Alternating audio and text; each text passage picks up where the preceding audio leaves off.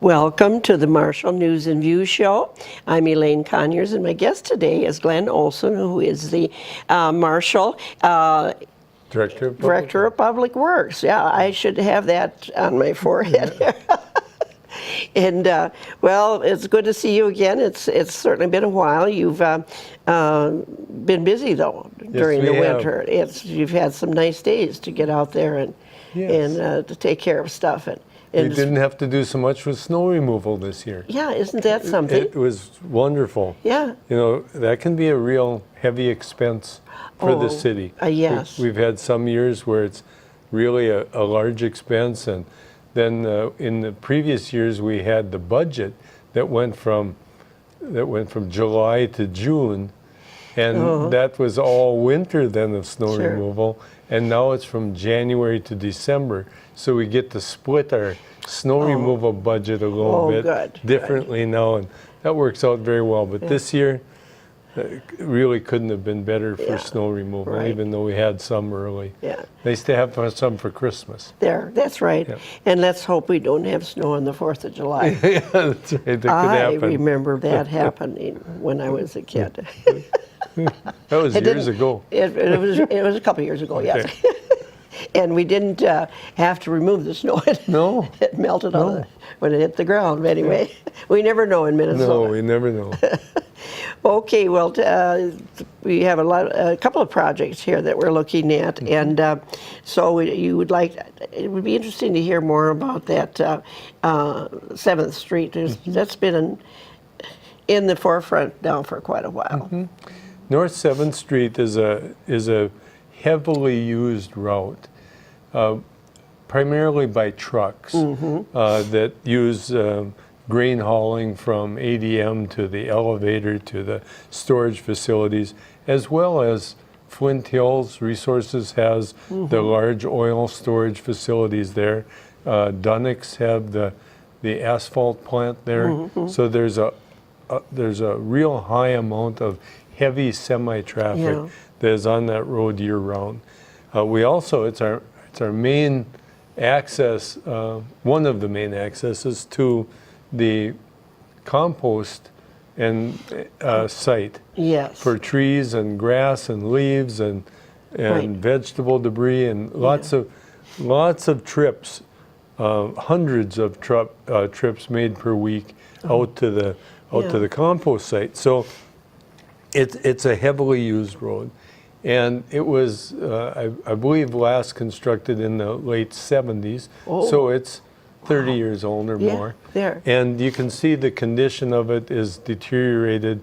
We've done significant patching and maintenance over the last several years, but it's really getting in real tough shape. And so we looked into what would be the possibility of just milling the surface and putting a new top on it. We call that a mill and overlay project. So what we did is we took core samples of North 7th Street and to find out what the capacity or what the condition is of that roadway.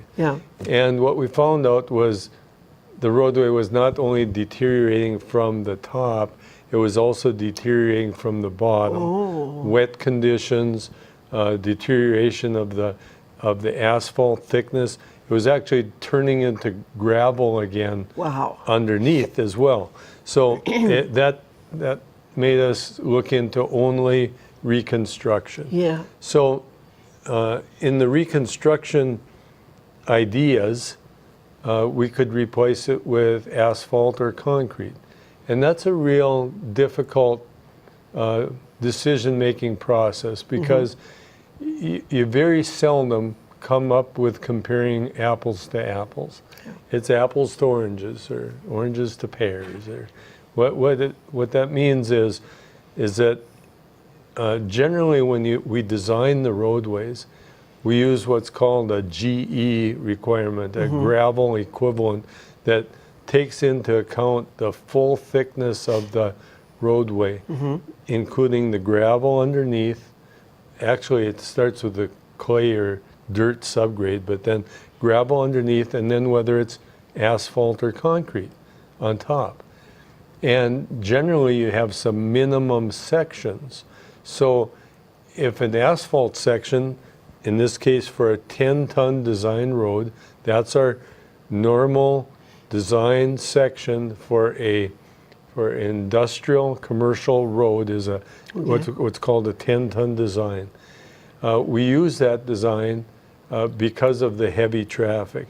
Yeah. A residential street is more like a 5-ton to a 7-ton design. So the higher ton design, the thicker the surfacing has to be. So in this case, if we went with concrete, we would have probably an 8-inch minimum concrete depth on top of that foot or so of gravel. Well, if you want to make an equivalent asphalt section of that, you would be up to twice that amount. Really? So you don't do that because an asphalt section for a 10-ton road is significantly less than that. Let's say 7 inches or less. So when you do the comparisons for original construction cost, asphalt surfaces, asphalt roadways are significantly less expensive. Okay. However, if you take a look at the 30-year lifespan and take into account seal coats and milling and overlay and patching, and there the concrete is less expensive than the asphalt. Okay. So it's really kind of a discussion if in 30 years the cost of a concrete street would be equivalent to the cost of an asphalt street with maintenance over time for those 30 years, which should you do? What it usually comes down to is what you can afford at the time. Yeah. So we believe in this case we can afford the asphalt today. And even though it might cost us more annually for maintenance in the future, that's the direction we're heading. Okay. We could do either. So that's kind of the considerations of how we're going to build the project. Now, we also want to take care of some other things in that drainage in the subgrade is real important for maintaining the life of whatever you put down, either asphalt or concrete. So we will be placing drain tile underneath the sides of the roadway on both sides to take care of the water that comes from both above and gets through the cracks and goes into that gravel underneath, and the water that would come up from above during springtime or those kind of times. So we will be putting in tile lines to take care of the water during that time. So the construction is another thing that's been brought up is, are we going to put curb and gutter on we call it the east side of 7th Street. Right now there's curb and gutter on the west side, not on the east side. Well, the reason for that was because the east side has never been in the city limits. Oh, okay. It's not in the city limits today, but we are working with the current owner for extending the city limits around their newly developed area. That would be ADM for their corn storage facility. And we already have an agreement with them for the curb and gutter and driveways to their existing facility.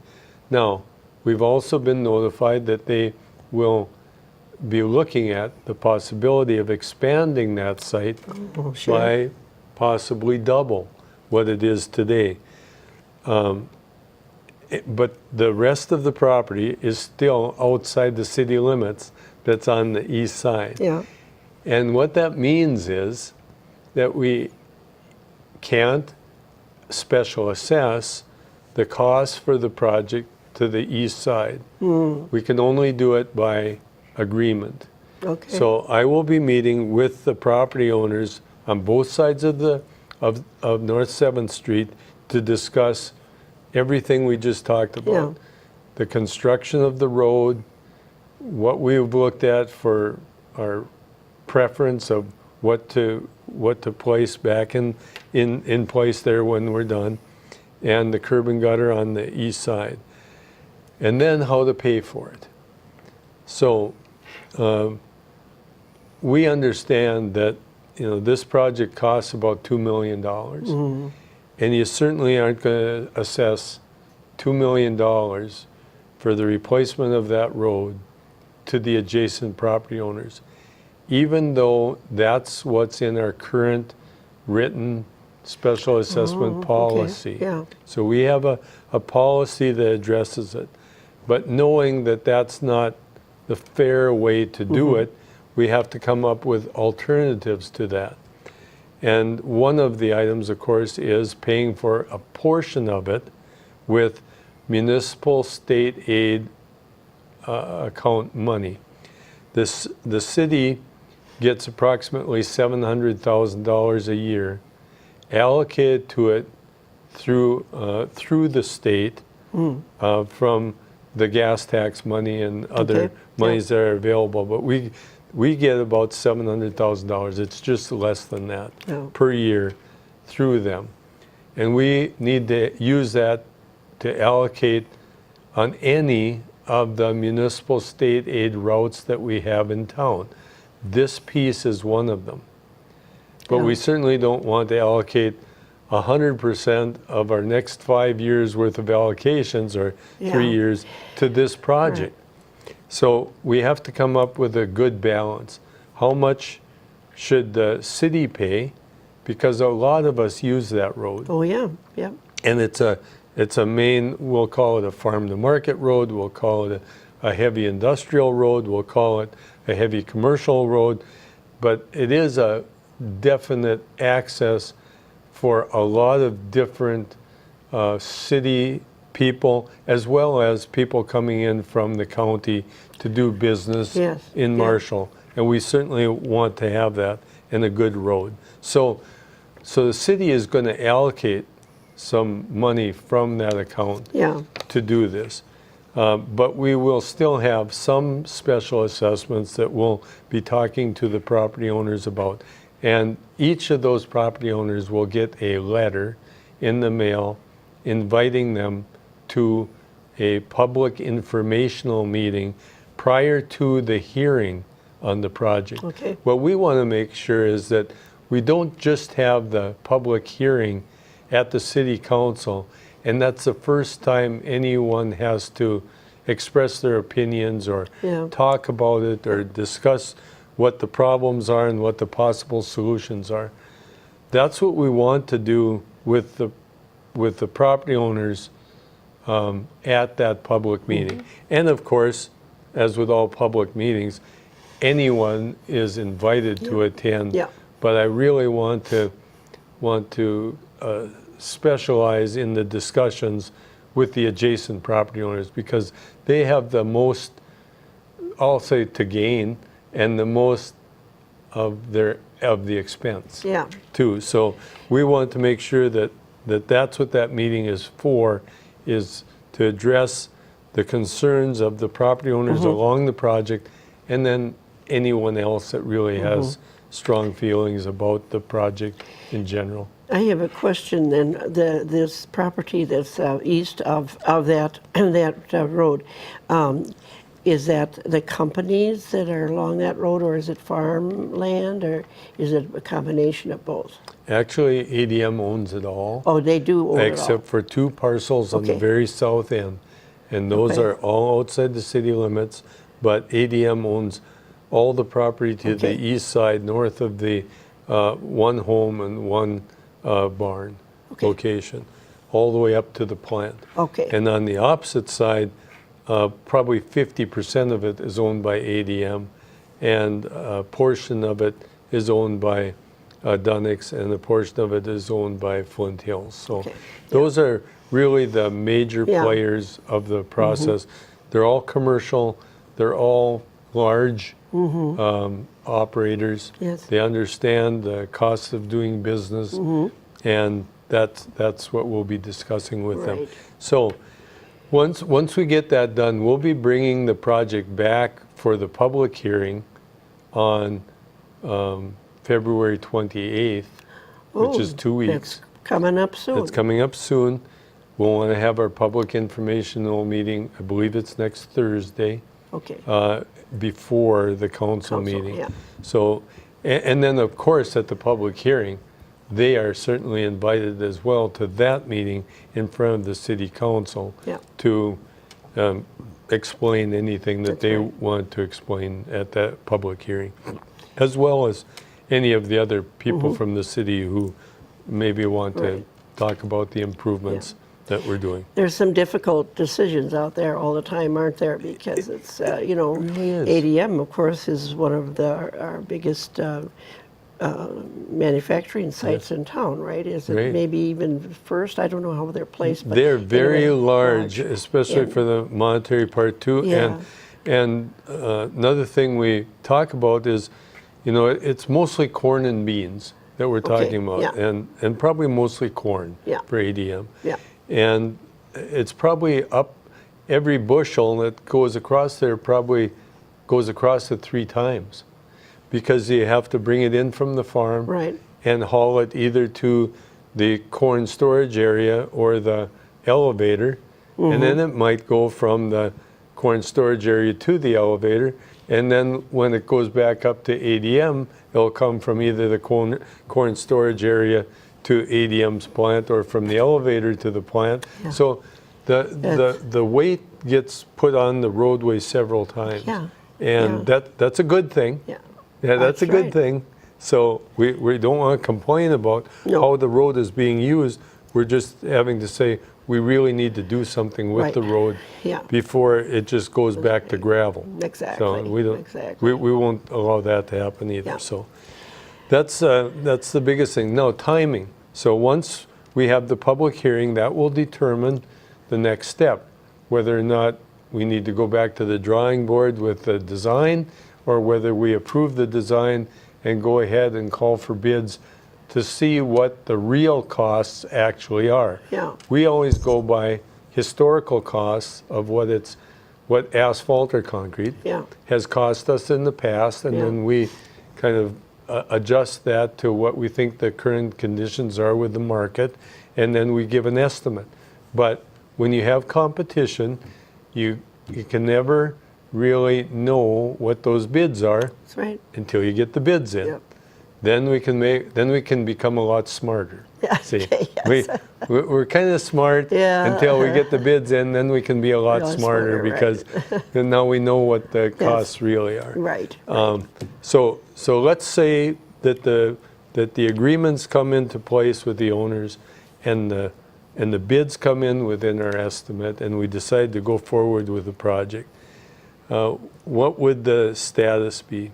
Well, you don't want it to be closing the road during high production That's right. times. Yep. So I don't want to have the project still going on, let's say after September 1st, Yeah. because that's harvest. That's right. And Yeah. I maybe don't want it going on early in the spring when you've got a lot of materials being hauled in for Dunnick Brothers, or materials coming into Flint Hills, or Yeah. so we'll probably have a window of opportunity Yeah. from mid to late May till the middle to end of August to Yeah. get this job Yeah. done.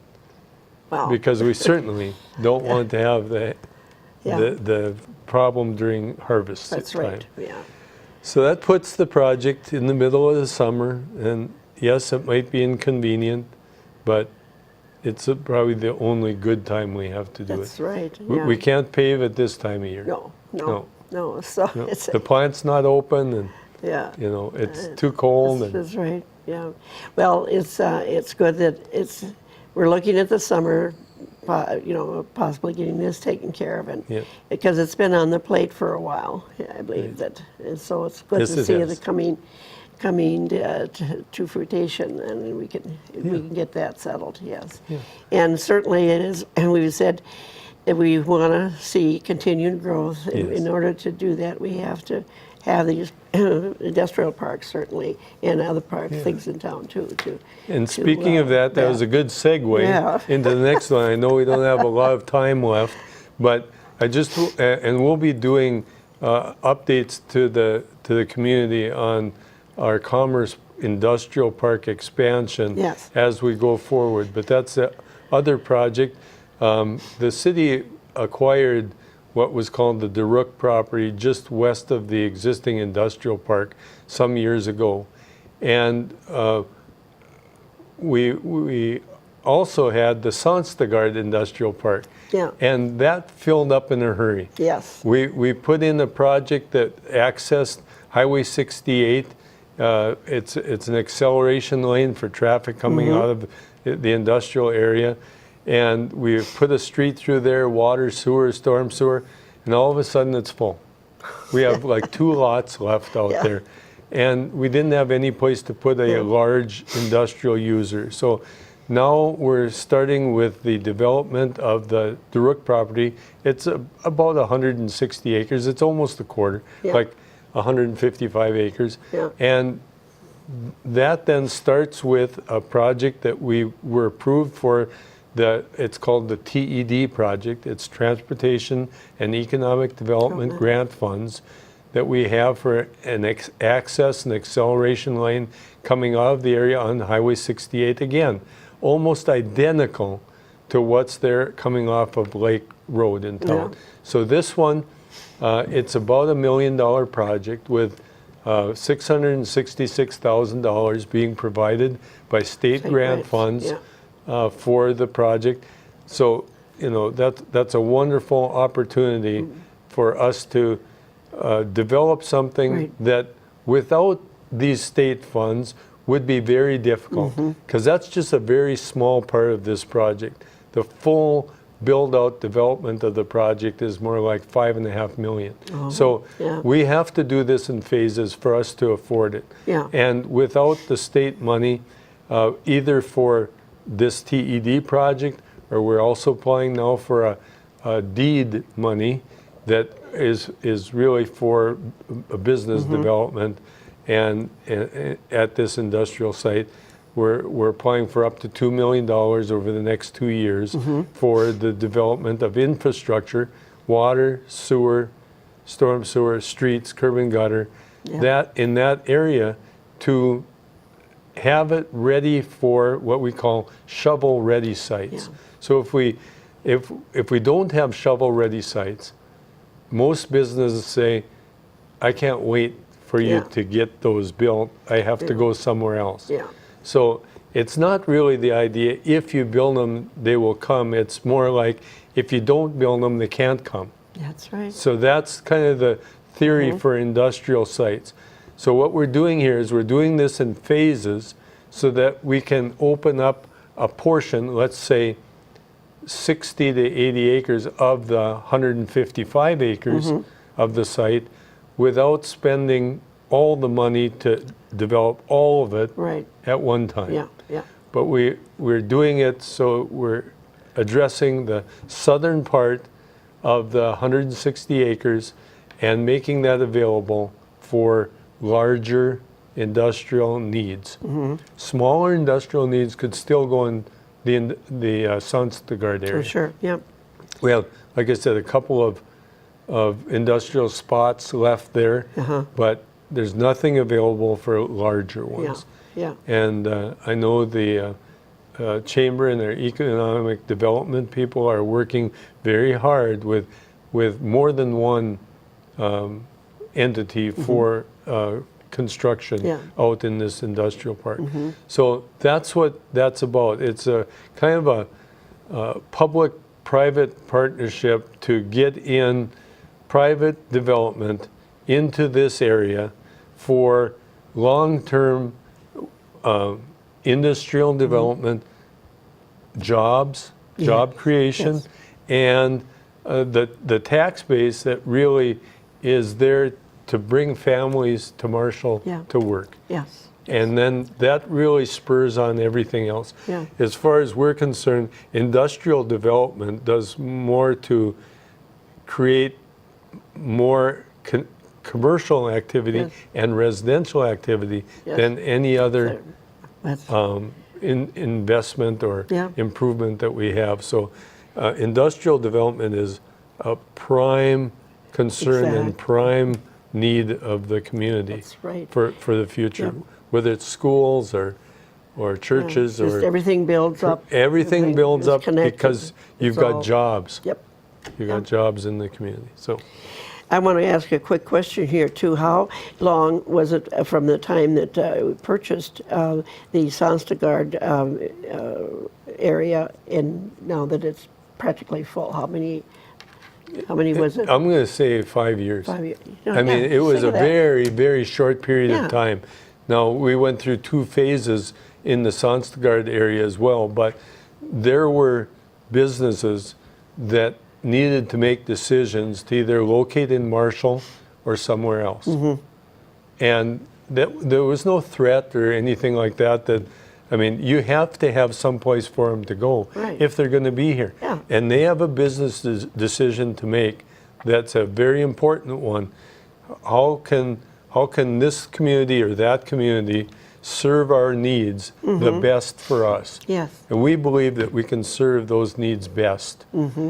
And what we really appreciate is when you have local businesses and local investors Yes. that will invest in this community. Right. That really is an important item to us for the long term of the community. Right. Yes, I thoroughly believe that too. Yeah. As we've seen things develop now over the last, even how Marshall has grown industrially and otherwise the last 6 to 8 years, it's been just fantastic. It's hard to make those decisions. Yeah. Because it's not inexpensive, and you need to have some sort of vision that goes out beyond the end of our nose. That's really, right. It That really is- has to look out there. And Yeah. sometimes we don't make the right decisions all the time. But they're suppose. decisions Yeah. that have to be made at the time. That's right. And times change, things change, needs change. Yeah. It's kind of like the school. Yeah. We have certain schools, well, all of a sudden they're not big enough. Right. Yeah. And you plan for some, Right. but not for the development that we've had in the Exactly, yeah. last 5 years. So Right, yeah. Yeah, and it's exciting. And that's a whole nother Yeah, subject, that's but I right. better not get No, into that, but no. I would love to talk a little bit It's about that. too. exciting, though. It is. If you look at Marshall, just look over the last 20 years oh, for you. sure. If you've been here for 20 years, how many changes there have been, and if it's 20 years from now, they'll look back and say, "Look at all the changes That's in the right. last 20 years." Exactly. It's just- it's really exciting. It is exciting, that's for sure. And especially when you live here and you have lived here for a long time, you become so proud of your area. Yeah, and the people here are wonderful. Oh, yes, yeah. That's another thing. The community is what makes it. Yes. Yeah. Yeah. So, anyway, well, this has been so interesting, and I'm sure that in the future here we will do some road shows and go Yes. out and see these places Like to do that. too that are continuing to be developed, not just the industrial park, but other places in our community too. So, I certainly want to thank you for taking the time to come today, and also for all the good work that you have done here in Marshall. How long have you been here now? 16 years. 16 years, and it's been fantastic. It has been. And thank you for all the work that you do with the program here too. I Well, think it's thank you. important to get the information out to the people this way. And it's amazing that they tell me a lot of people watch this show, because it's one way, like you say, of finding out what's going on. So we appreciate that, Yeah. and we'll see you soon. Thank you. Thank you.